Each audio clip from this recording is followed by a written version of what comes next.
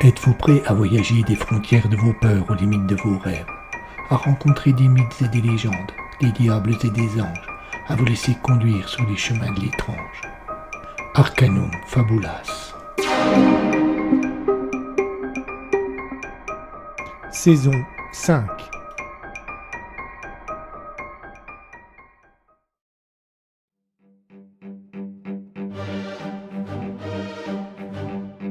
Il n'aurait rien dû rester.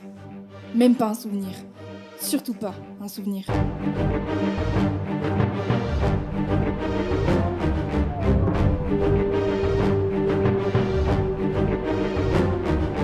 Amaldricus, tome 3, l'esprit de Romac.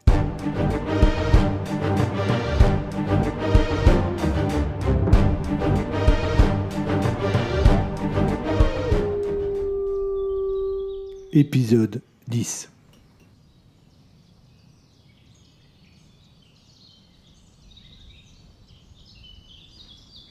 Antoine Planet était un homme assez âgé, mais sa carrure et son allure étaient impressionnantes et son énergie débordante. Le visage étroit, la bouche pincée, il avait un regard d'une rare intelligence et des cheveux blancs encore abondants et frisés. Comme chaque matin depuis qu'il était en retraite, il profitait des restes de fraîcheur pour se promener en forêt et se réveiller totalement. À 10 minutes près, l'heure était la même tous les jours, le chemin également. Il lui semblait qu'il en connaissait les moindres cailloux, et pourtant, presque chaque fois, quelque chose venait le surprendre. Un arbuste jusque-là passé inaperçu et rendu incontournable par sa floraison abondante. Une odeur sucrée à l'origine inconnue, ou la rencontre avec un animal sauvage qu'il ne l'avait pas entendu arriver. Ce matin-là, pourtant, cette surprise fut plus inquiétante que d'habitude. À mi-parcours, juste après avoir longé la lisière du bois pendant 500 mètres, le chemin bifurquait et entrait dans ce dernier en prenant une pente légère. Impossible avant d'aborder le coude de voir ce qui se trouvait au-delà. Le soleil pointait seulement à l'horizon. Tout objet à plus de 30 pas n'était qu'une ombre incertaine. L'une d'entre elles apparut devant Planet dès qu'il eut passé le fameux tournant. Une ombre étonnante, un peu plus haute qu'un homme, à genoux, et aux contours incertains. Elle se trouvait posée au milieu du chemin, et en la découvrant, Antoine pensa qu'il s'agissait d'un gros caillou qui avait roulé jusque-là depuis les hauteurs environnantes. Surprenant, mais pas impossible. C'est avec le pincement au cœur que provoque ce genre de doute que le vieil homme continua sa route. Bien malgré lui, et sans qu'il ne s'en aperçoive, il avait ralenti le pas. Plus il approchait, plus la masse, jusque-là informe, prenait silhouette familière. À moins de 20 pas, plus de doute possible. C'était un animal. À 15 pas, un canidé. À 10 pas, un loup. Antoine s'immobilisa. Il avait lu des articles sur le retour de cet animal au nid, mais c'était la première fois qu'il en voyait un en vrai. Bien qu'il sût que le petit chaperon rouge n'était qu'un conte pour enfants et les loups-garous qu'une vieille légende, il avait une certaine crainte de s'approcher plus près de la bête que, pourtant, tous les spécialistes décrivaient comme peureuse. Il s'immobilisa à son tour, puis forçant sa raison à reprendre l'avantage, il se remit en marche.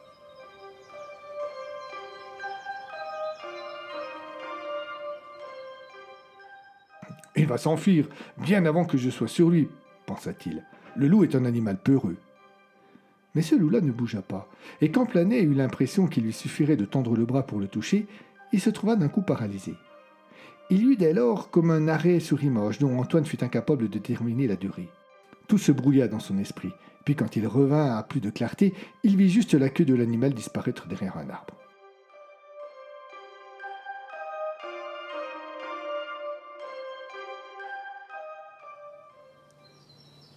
Quelque chose lui chauffa la nuque. Les rayons du soleil, plus haut désormais, venaient la lui caresser. Il secoua un peu la tête et continua son chemin encore tout surpris de cette rencontre.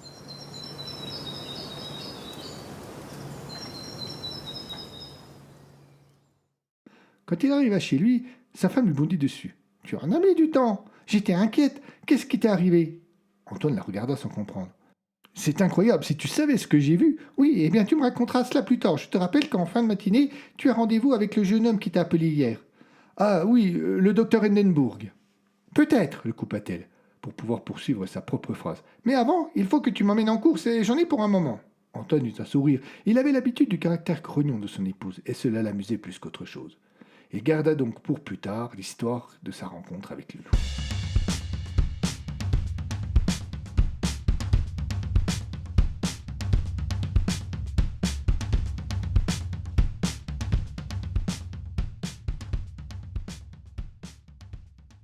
Trois jours seulement passés à l'hôpital, et déjà Paul n'en pouvait plus. Dans les minutes qui avaient suivi son réveil après sa seconde crise devant témoin, et qui plus est son frère cette fois-ci, l'hôtesse avait compris qu'il ne quitterait pas sa nouvelle chambre avant un long moment. Le regard du médecin, sa façon de se gratter le menton, de poser des questions imprécises, autant d'indices qu'il avait mis sur la piste. Pourtant, son inconscience n'avait pas duré bien longtemps, 5 minutes tout au plus. Au réveil, un mal de tête terrifiant et l'incapacité la plus totale de se souvenir des derniers instants qui avaient précédé le malaise. « Vous pensez que c'est grave ?» avait demandé tout affolé Christian, médecin. Ce dernier avait regardé Paul presque sans le voir. En fait, il devait feuilleter mentalement tous ses cours de médecine, qui, au vu de son jeune âge, ne devaient pas être présents depuis bien longtemps dans sa tête. « Vous m'avez dit qu'il sortait d'un coma prolongé ?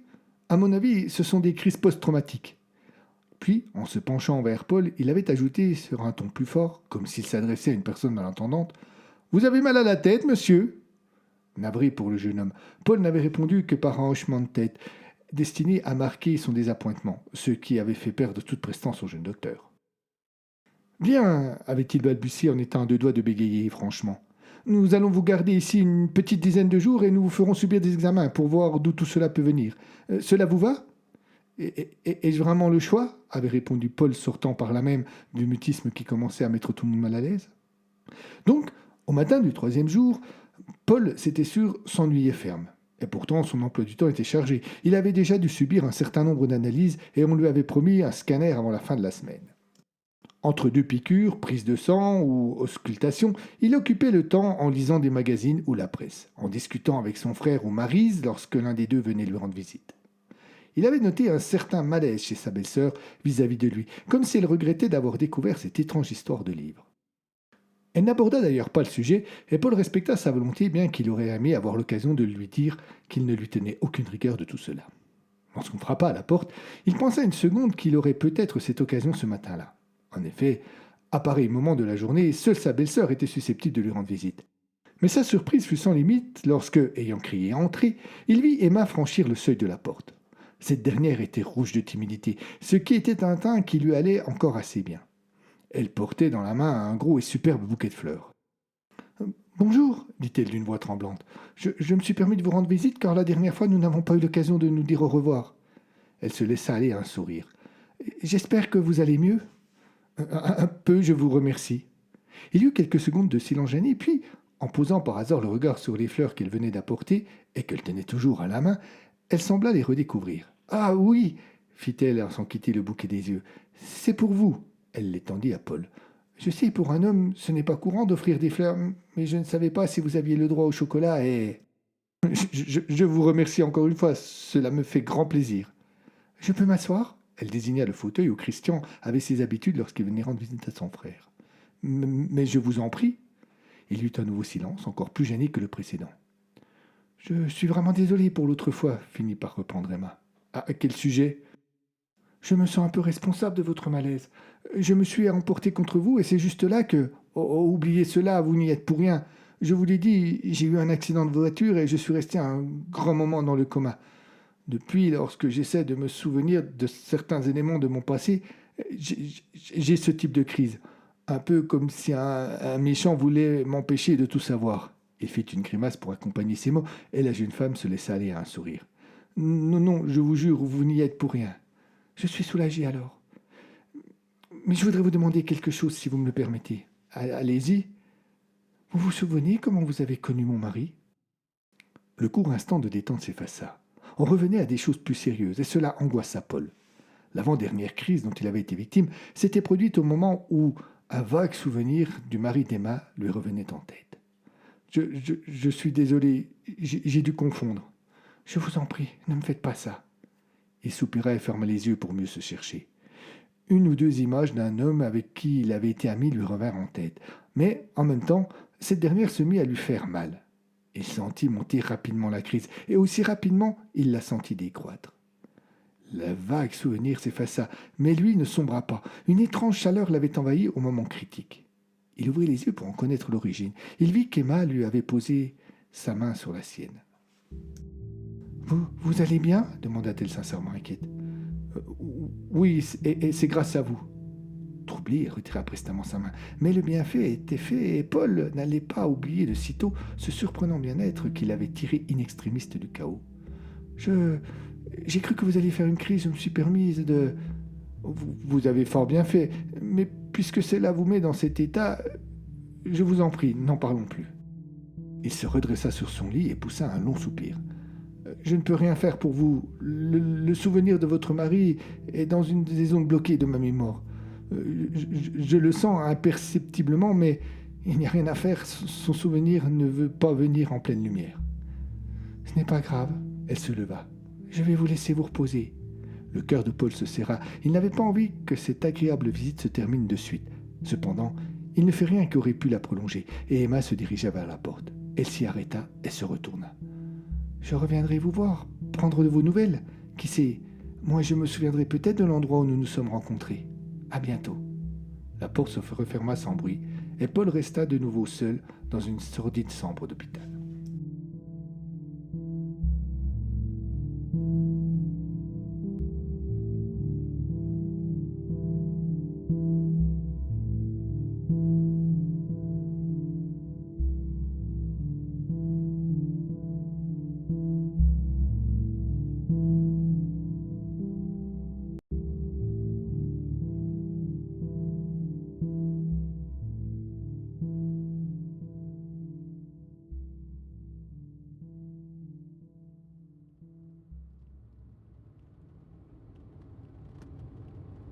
Eric eut du mal à trouver la maison. Pourtant, il avait pris la route suffisamment tôt le matin pour être sûr d'arriver à l'heure. Il avait juste mis un peu plus de 2 heures pour atteindre Lyon, mais presque autant pour trouver l'adresse située dans un petit village au sud de la grande ville. L'endroit était paisible et son calme tranchait avec l'agitation lyonnaise. Il regarda sa montre. 11h17, juste 17 minutes de retard, rien de bien conséquent.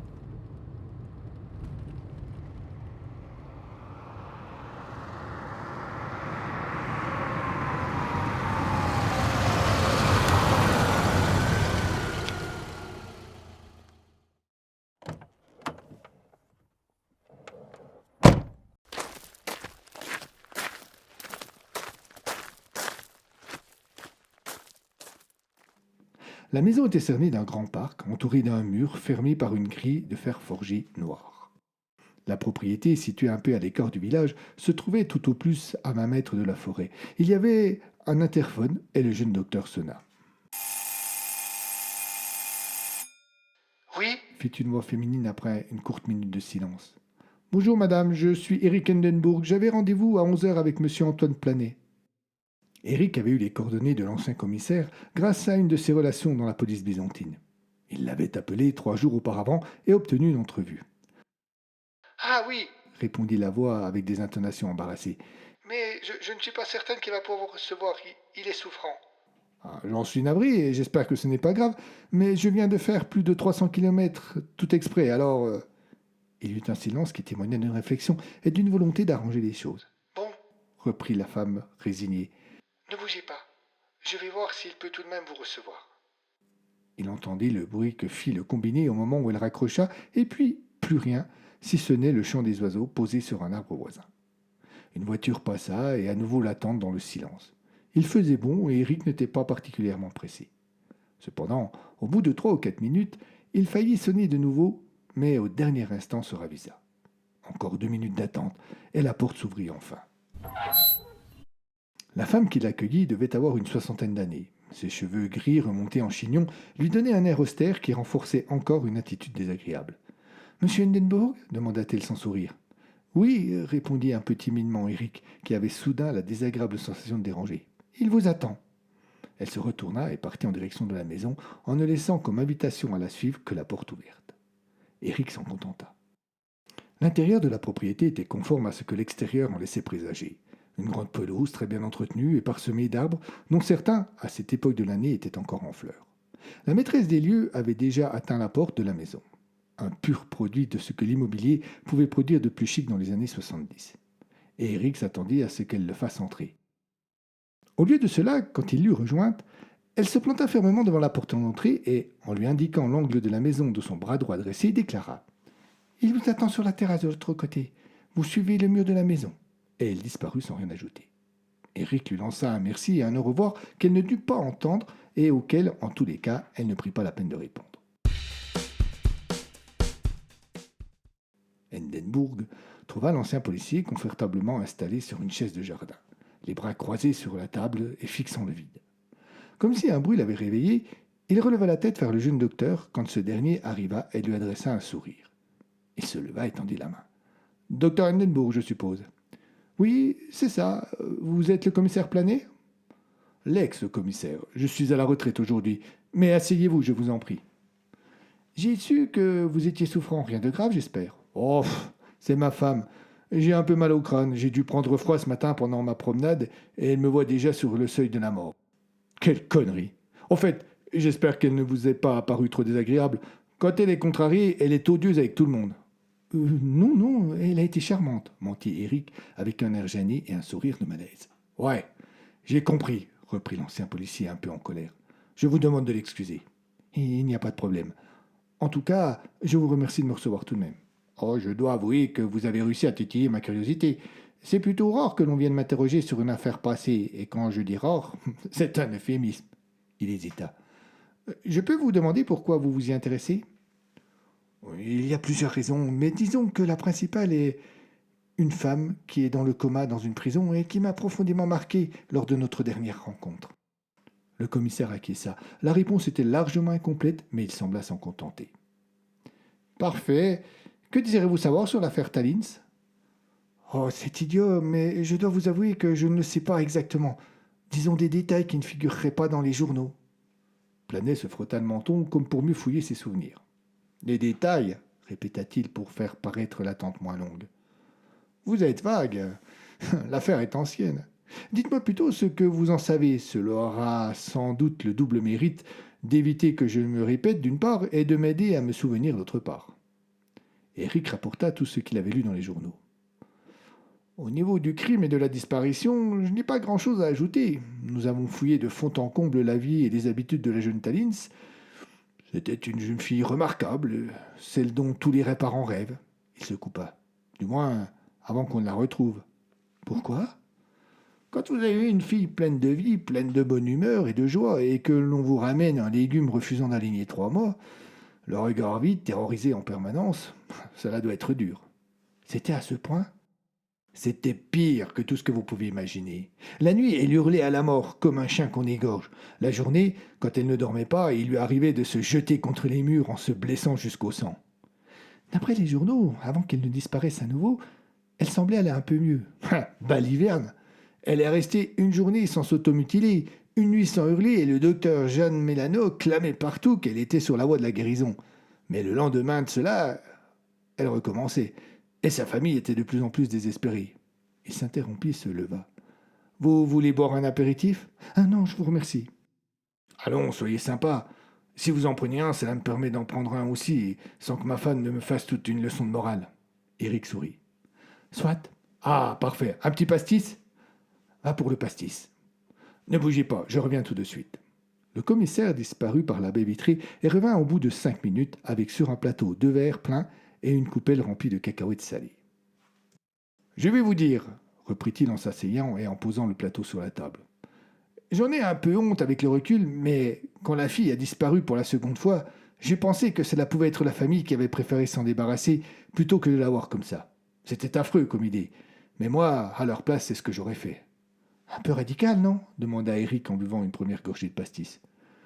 Dit comme ça, tranquillement, assis devant un apéro, Planet leva son verre et fit signe en direction du docteur pour appuyer son propos. C'est vrai que cela peut paraître atroce, mais moi qui l'ai vue, je peux vous assurer que cette fille avait quelque chose de définitivement brisé. Elle n'était plus elle-même. Hindenburg secoua la tête sans véritable conviction. Il prit une poignée de cacahuètes et Planet continua. Cependant, rapidement, l'enquête s'est orientée sur une autre voie. Un peu par hasard d'ailleurs. À ce moment-là, ayez bien conscience que l'on ne sait pas ce qu'est devenue la jeune Madeleine. On la cherche, c'est tout.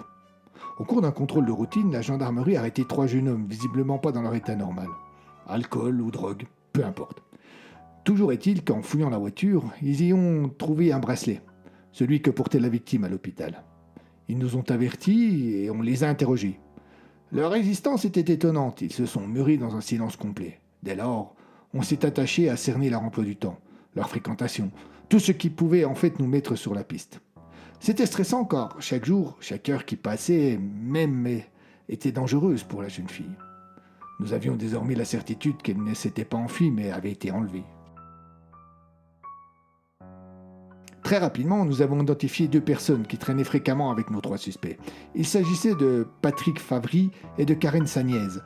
Nous les surveillâmes, mais plusieurs fois, surtout elle, parvinrent à nous fausser compagnie. Nous avons dès lors mis en place un filet plus serré, mais nous avons retrouvé le corps de Madeleine dans les marais avant qu'il ne fasse ses preuves. Le vieux commissaire fit craquer ses doigts, il soupira. Nous avons immédiatement appréhendé les 2 derniers, mais comme leurs camarades, ils sont restés de marbre. On a retrouvé des traces de sang sur les vêtements de Sagnez, ce qui nous a confortés dans nos déductions. Il hésita. C'est elle, la jeune femme en prison, dont vous m'avez parlé tout à l'heure. Elle est de votre famille ? Non, un bon souvenir que j'ai retrouvé au hasard de ma vie professionnelle et qui m'a donné envie de savoir. Planet se tut et termina son verre de pastis. Vous avez de drôles de bons souvenirs, ou du moins avec de drôles de gens. Pourquoi ? Pourquoi ? Je n'ai jamais vu de personne aussi froide et austère, marquant aussi peu de compassion que ces 5 jeunes-là. Leur silence était d'une solidité qui frôlait l'arrogance, du moins jusqu'à leur seconde arrestation, parce qu'après... Leur seconde arrestation ? Coupa Eric. Ah oui, vous n'êtes pas au courant. Ils ont réussi à se faire la belle. Oh, pas longtemps, hein. 3 ou 4 heures, je crois. Personne n'a encore compris comment ils avaient fait, mais leur seconde arrestation a été très mouvementée. Il y a eu un mort, un autre a été blessé gravement et un policier aussi. Le dos de la main complètement entaillé. Il a prétendu qu'on l'avait mordi et la blessure était si profonde et les chairs coupées si nettes que le médecin avait émis de grandes réserves sur cette déclaration. Oh, je n'ai pas beaucoup d'autres détails. En fait, je n'étais pas présent. Ce qui est sûr, c'est que de voir un de ses potes se prendre une bastose dans le dos et ne pas se relever, cela vous délie la langue. Vous voulez un autre pastis ? Oh non, merci, j'ai de la route. Comment était-il après leur seconde arrestation ? Plus loquace, mais plus idiot aussi. Ils ont reconnu avoir enlevé Madeleine, qui était, soit dit en passant, la meilleure amie de Sagnez. En revanche, ils ont nié le meurtre. Pas de problème pour ceux qui étaient avec nous au moment des faits, mais plus difficile à croire pour les 2 autres. Ils nous ont balancé qu'ils étaient sous l'influence d'un homme, un certain Klaus Aubert, que c'est lui qui leur avait donné l'ordre d'agir, qu'il était l'envoyé du diable, une connerie comme ça. Quelque chose sembla lui revenir soudain en tête. Ah oui, Karen Sagnez l'a même décrit comme étant l'esprit du Romac, c'est vous dire. C'est quoi un Romac ? Oh, une vieille légende russe, du moins d'après ce que j'en avais appris à l'époque. Des hommes qui vivent éternellement, je ne sais plus exactement. Bref, nous avons cherché cet Aubert pour savoir s'il avait un lien avec cette affaire et on en a trouvé un. Le commissaire ménagea une pause. Il aurait voulu faire monter un suspense qu'il n'aurait pas agi autrement. Eric le rappela à l'ordre. Alors, était-il mêlé à tout ça ? Klaus Aubert était un Waffen-SS assassiné bizarrement dans les bois près de Pontarlier pendant l'hiver 1943. Il n'a pas pu les influencer. Je ne sais toujours pas où ils sont allés chercher son nom. Nous avons conclu à leur responsabilité et nous les avons déférés. Et après ? Je sais que 2 d'entre eux sont morts avant le procès et ils se sont suicidés. En fait, seul Karen Sagnez a été condamné. Le dernier, celui qui a été blessé, n'était plus vraiment en état de passer devant un tribunal. Il était tétraplégique et le procureur a jugé opportun de ne pas le poursuivre. Le commissaire semblait visiblement ravi de pouvoir ainsi bavarder et retint Eric presque 1 heure. Mais ce qu'il lui a appris par la suite ne lui apporta pas grand-chose. À la fin de la conversation, il dévia du sujet et Planet lui raconta même que pendant sa promenade en forêt le matin même, il avait vu un loup. Étonnant, pensa Eric, mais absolument sans intérêt pour moi.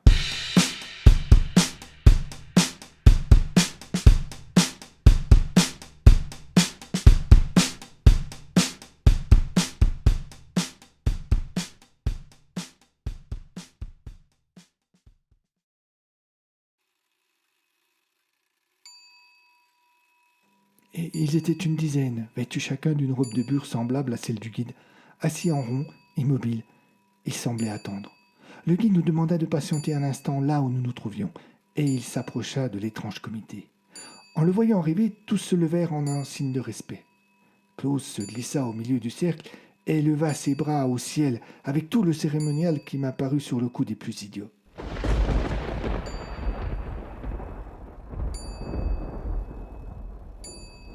Le tonnerre se déchaîna juste après qu'un éclair ait zébré le ciel, et je sentis les premières gouttes de pluie. « Mes amis !»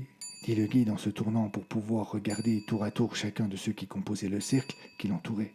« Nous allons toucher au but.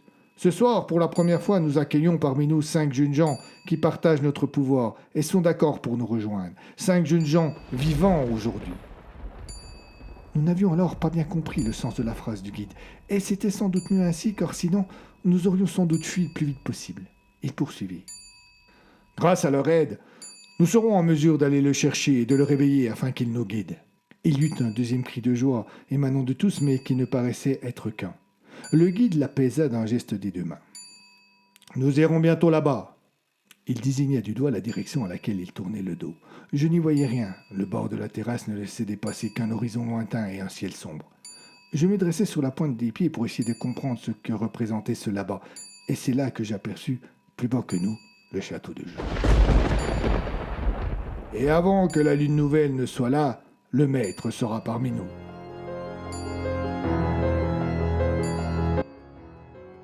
Le guide se tourna vers nous et nous fit signe d'approcher. Une fois de plus, c'est Patrick qui fit le premier pas, mais aucun de nous ne tarda réellement à le suivre.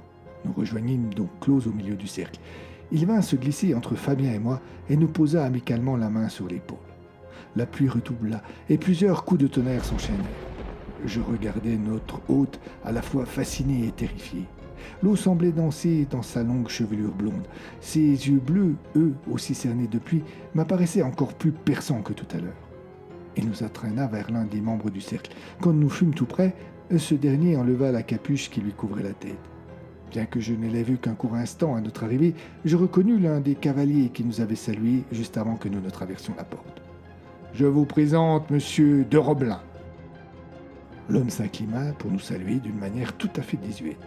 Le guide nous entraîna vers un second personnage. C'était une femme. La marquise de Calaronne. Puis un troisième, et ainsi de suite jusqu'à ce qu'il nous ait présenté tous les gens présents, sans nous en dire autre chose que leur nom. Bien que restés en retrait, Christophe et Patrick n'avaient pas perdu une miette des présentations. Le guide nous ramena au milieu du cercle. « Fort bien. N'avez-vous rien remarqué chez nos amis ?» nous demanda-t-il alors. Devant notre visage surpris, il comprit de suite que la réponse était non. « Bien, faisons un second tour. » Nous nous approchâmes à nouveau de Roblin, qui enleva de nouveau la capuche qu'il avait remise. « Observez-le, comme il faut, et n'ayez pas peur de le mettre mal à l'aise. Il n'est pas timide. » Roblin sourit. « Alors ?» Je le fixais, sans parvenir vraiment à détacher mon attention de son visage. Ses yeux étaient verts, son nez proéminent. À part cela... Puis, à force d'insister, j'arrivais enfin à prendre un peu de recul. C'est à cet instant seulement que je compris, en voyant la pluie tomber. C'était presque imperceptible, et j'aurais pu le croiser dans la rue sans rien remarquer, mais en insistant, en forçant le regard, cela devenait limpide. Je voyais très nettement les gouttes de pluie qui tombaient devant le bonhomme, mais je voyais presque aussi nettement celles qui tombaient derrière. L'homme était transparent. Pas complètement, non, mais suffisamment pour me laisser distinguer à peu près correctement ce qui se passait derrière lui. Mes 3 amis comprirent à peu près en même temps que moi, et aucun de nous ne put dissimuler sa surprise. Patrick, quant à lui, semblait blasé. Le guide sut que nous avions compris, et il mit fin à son silence. « Et maintenant, vous pouvez me donner une explication sur ce que vous avez vu ?» L'évidence était devant nous, mais elle eut bien du mal à trouver les mots nécessaires pour s'exprimer. C'est Damien qui lâcha en fixant avec angoisse et fascination la marquise de Calaronne. « Ce sont des fantômes. »« Quel vilain mot !» s'irrita faussement le guide. « Ce sont des esprits, des gens morts depuis bien longtemps, mais qui sont toujours là. C'est impossible !» Et pourtant, la plupart des morts restent parmi nous sur Terre, à s'y promener en toute impunité. En temps ordinaire, vous ne les voyez pas, mais maintenant, grâce au pouvoir. Ah, alors l'homme qui attendait dans la salle d'attente du cabinet de mon frère, celui que j'ai vu se lever et traverser le mur, lui aussi c'était un esprit, coupa Pratique. C'est pour cela que ton frère, lui, ne l'a pas vu. Il n'a pas le pouvoir. Christophe fit un pas vers le guide. Mais alors nous aussi, nous sommes... Non, répondit le guide avec un geste qui laissait penser que Christophe venait de dire la plus terrible des horreurs imaginables. Vous êtes bien vivant, vous avez le pouvoir et c'est tout. Et quand tout à l'heure je vous ai parlé de voir, vous pouvez comprendre que je ne vous ai pas menti.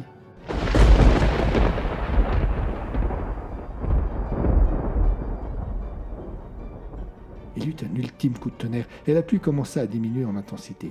« Si nous ne sommes pas morts, que faisons-nous parmi vous ?» demanda Fabien. « C'est justement parce que vous êtes vivant que vous êtes là. » Le guide sembla un peu embarrassé. Une grande première depuis qu'il le côtoyait. Il fit quelques pas au milieu du cercle. Les esprits demeurèrent immobiles. Un certain nombre de choses leur est interdite. Il désigna les membres du cercle. Les interactions qu'ils peuvent avoir avec ceux qui les entourent sont limitées. Les vôtres non. Et c'est pour cela que vous allez nous aider à le libérer.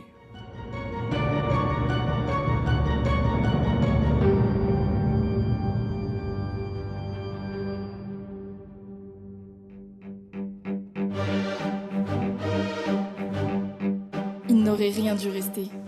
Même pas un souvenir. Surtout pas un souvenir.